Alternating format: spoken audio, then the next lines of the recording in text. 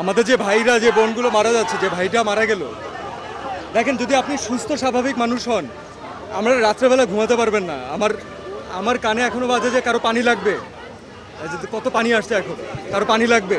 তো এটা যতদিন মাথায় থাকবে ততদিন পর্যন্ত আমরা শান্তিতে ঘুমাতে পারবো না। এবং এটা দেশের একজন নাগরিক হিসাবে আমরা তো সারা জীবন মানুষের জন্যই কাজ করেছি। আমরা যারা এন্টারটেনমেন্ট ইন্ডাস্ট্রিতে কাজ করি, আমরা কার জন্য কাজ করি? কোনো ইন্ডিভিজুয়ালকে দেখানোর জন্য কাজ করি না, আমরা দেশের মানুষের জন্য কাজ করি। তো আজকে তাদের যে ছাত্ররা, যারা ইয়াংরা, যারা হচ্ছে আমাদের মেইন অডিয়েন্স, যাদের আমাদেরকে প্রয়োজন, আমরা যদি তাদের সাথে না দাঁড়াতে পারি তাহলে আসলে কেন কাজ করলাম? এর থেকে কাজ না করা ভালো, অন্য কোনো কিছু করা বেটার। আমার নিজের বাচ্চা আছে ভাই, আমি জানি যে আজ থেকে 10 বছর পরে, 15 বছর পরে, 20 বছর পরে ও একদিন এই ব্যাপারে জানবে এবং ও একদিন আমাকে কোয়েশ্চেন করবে যে মানে তুমি কি করছো। তখন আমি বুক উঁচু করে বলতে চাই যে না, আমি কিছু চেষ্টা করছি। So definitely I am with the students. আপনি নিজেরটা বলেন, আপনার কোনো ক্লাসমেটের সাথে এমন হলে আপনি নিজে থাকতে পারতেন বাসায়? কখনো পারতেন না, এটা থাকা সম্ভব না। এবং এই বাচ্চাগুলো কোনো অনৈতিক দাবি রাখে নাই যে তাদেরকে এভাবে করে প্রাণ হারাইতে হবে। এক একজন বাবা মার আহাজারি, এটা যার যায় সে বুঝে ভাই।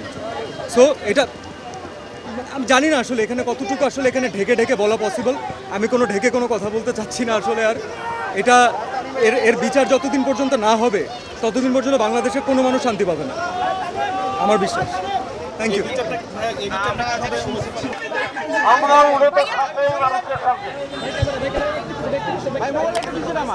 দৃশ্যমাধ্যম শিল্পী সমাজের পক্ষ থেকে আমরা সকল মানুষের পক্ষে এবং আমাদের দেশে যে অবস্থা বর্তমানে সৃষ্টি হয়েছে তাতে আমরা আসলে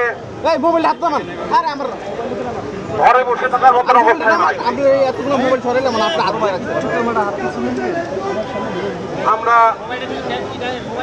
শান্তি চাই, আমরা রক্ত দেখতে চাই না।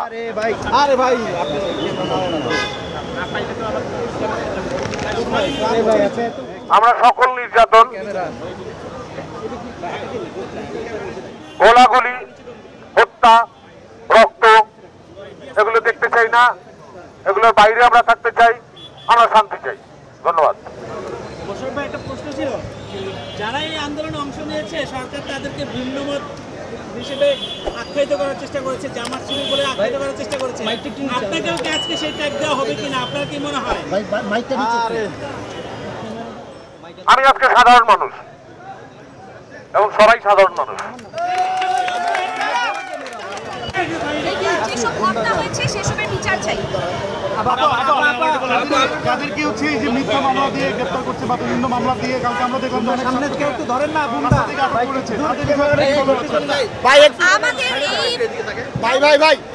সবাই সামনে চলে আসেন না প্লিজ।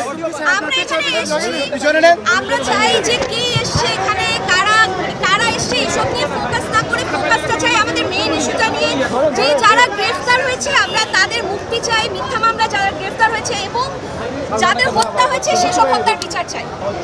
আচ্ছা, আমরা দেখেছি বিভিন্ন জামায়াতের মধ্যে কিন্তু পুলিশি হামলা হয়েছে কিংবা এরা বিচ্ছিন্ন করার চেষ্টা করছে। আপনারা এই ধরনের কোনো ধরনের শঙ্কা অনুভব করছেন কিনা? আমরা এখন পর্যন্ত কোনো কিছু ফেস করিনি এবং মানে ইনশাআল্লাহ এসব কিছু ফেস করব না। আচ্ছা, সংসদ ভবনের সামনে দাঁড়ানোর কথা ছিল, আপনাদের কি কোনো বাধাপ্রাপ্ত হয়েছেন কিনা? না, এখন পর্যন্ত হয়নি।